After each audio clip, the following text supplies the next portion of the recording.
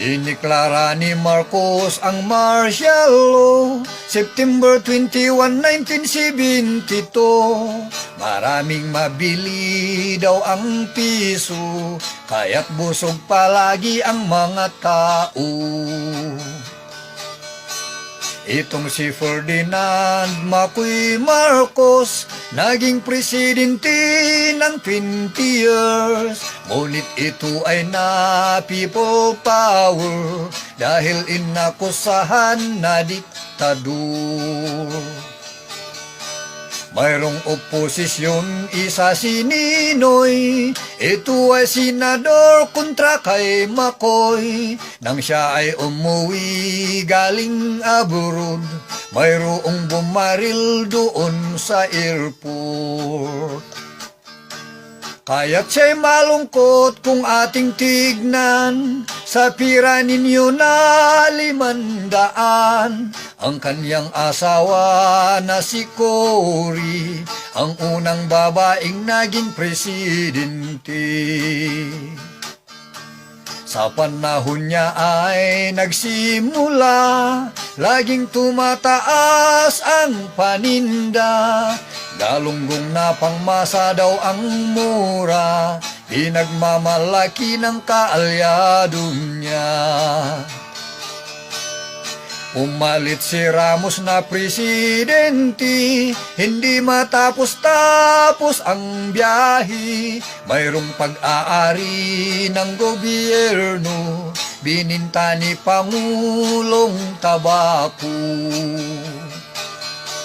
Siya ay binuto ng maraming masa, Presidente Joseph Irap Estrada. Dahil sa impeachment, siya'y naidsa nang dahil lang sa huwiting payula. Maraming maingay kung sinong tunay, ang pandak nanalo o ang panday. Gloria Labandera naging presidente, bakit siya nagsorry sa Hello Garcia? Nang mawala si Cory Aquino, si Noynoy na anak naging pangulo. Dahil sa tagal niyang magdesisyon, kawawa ang mga sa 44. Isang probinsyano naging presidente, siya ay si Rodrigo Roa Duterte. Pusher at adik natakot sila, ayaw ni Digong kasi sa druga. Sa Marawi umataki ang ISIS, aksyon ng Pangulo naging mabilis. Nang dumating itong coronavirus, ang pamamahala niya ay ayos. Mayroong negatibo o positibo, ngunit walang perpekto na pangulo. Kaya't kung ano man ang trabaho, kanya-kanya na lang asikaso. Kaya't kung ano man ang trabaho, kanya-kanya na lang asikaso.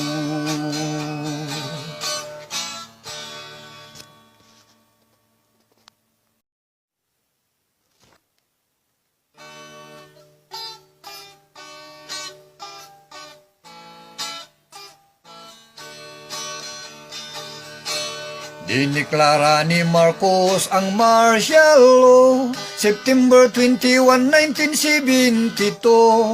Maraming mabili daw ang piso, kaya't busog palagi ang mga tao. Itong si Ferdinand Macoy Marcos, naging presidente ng 20 years. Ngunit ito ay na people power dahil inakusahan na diktador. Mayroong oposisyon, isa si Ninoy. Ito ay senador kontra kay Macoy. Nang siya ay umuwi galing abroad, mayroong bumaril doon sa airport. Kaya't siya'y malungkot kung ating tignan sa pira ninyo na 500. Ang kanyang asawa na si Cory, ang unang babaeng naging presidente. Sa panahon niya ay nagsimula